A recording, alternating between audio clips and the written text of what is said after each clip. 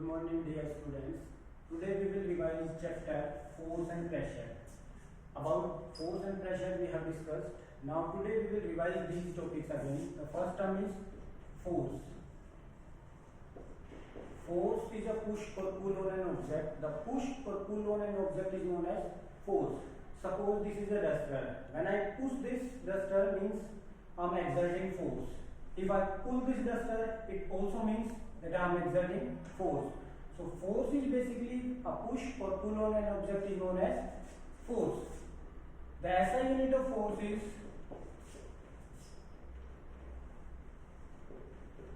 Newton. It is denoted by capital N. So SI unit of force is Newton. The formula of force is equal to mass into acceleration. Now what is mass? It is the constant quantity of any object. It will not change. And A stand for acceleration, M stand for mass, and A stand for acceleration. Now the question is, what is acceleration?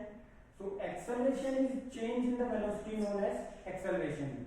What will be the formula of acceleration? So we have a formula for acceleration. A is equal to V minus U upon T. A is equal to V minus U upon T.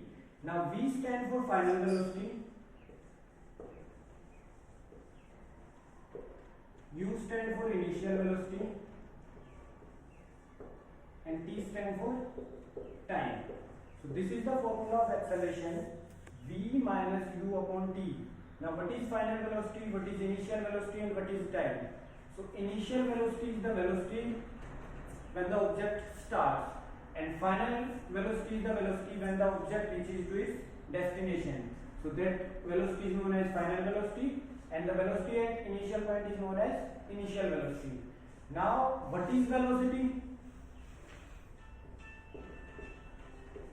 So displacement per unit time is known as velocity.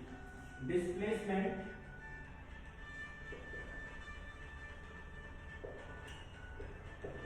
per unit time is known as velocity.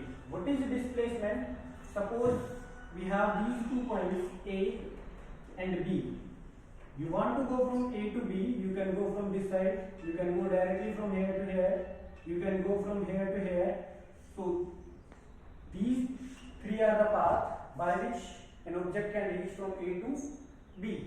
But we can draw so many other paths also. So the path, the length of the path covered by an object is known as distance. The length of the path covered by an object is known as distance.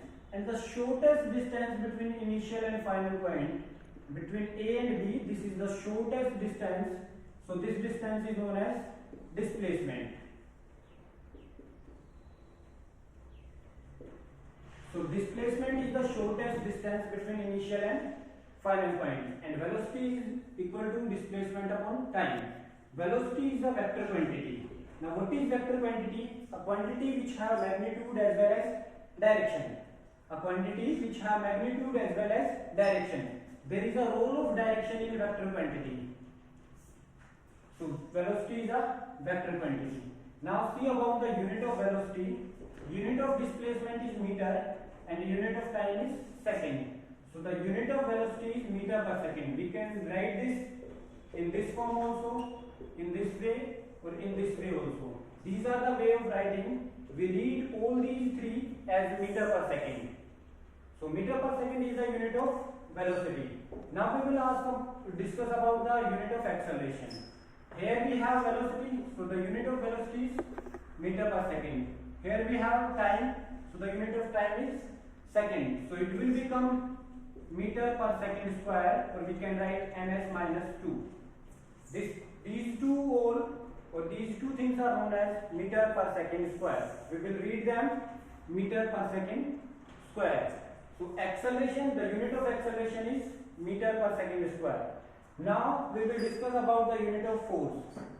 Unit of mass is kilogram, and unit of acceleration is meter per second square. So another unit of force is kilogram meter per second square, and the SI unit of force is Newton.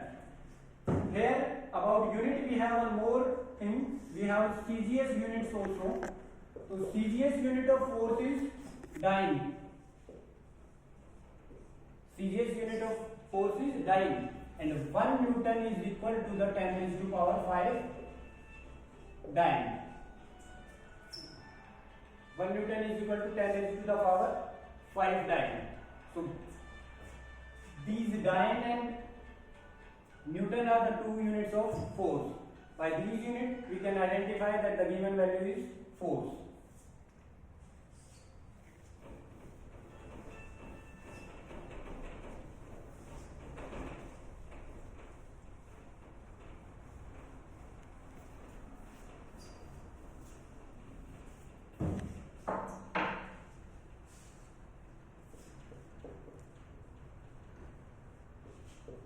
Force. A push or pull on an object known as force. Now we will discuss about the type of force. The main two type of force is contact force and non-contact forces. Contact, when two objects are in contact and one object exert a force on another, then the force is known as contact force. Suppose this is a stud, I want to push it. So when I push it without contact, I cannot push this object. So that pushing is also known as contact force. And the force that I am exerting, that is known as muscular force. So muscular force is an example of contact force. When two objects are in contact and one exerts a force on another object, then the force is known as contact force. And if two objects are not in contact and after that they are exerting force on each other, then the force is known as non-contact force. Suppose if I throw the duster in upward direction, it comes down. Why it comes down? Due to the gravitational force. So gravitational force is the example of non-contact force. When I throw the duster in upward direction, it comes down. Why it comes down? Due to gravitational force, and when it is in air, it falls down. That is also due to gravitational force. So gravitational force is the example of non-contact force, and muscular force is the example of contact force. We have another example: push, pull, pushing of a box, pulling of cart by horse. These are also contact force. Frictional force, because without contact friction will not apply. So friction is also a type of contact force. Now we will discuss about non-contact force. Gravitational force, magnetic force. Magnetic force, a force exerted by the magnet known as magnetic force, and this is also a type of non-contact force, because when a magnet attracts the iron nails or iron pieces, the iron piece is not in contact with the magnet. So it is also the example of non-contact force. Third, we will discuss about electrostatic force.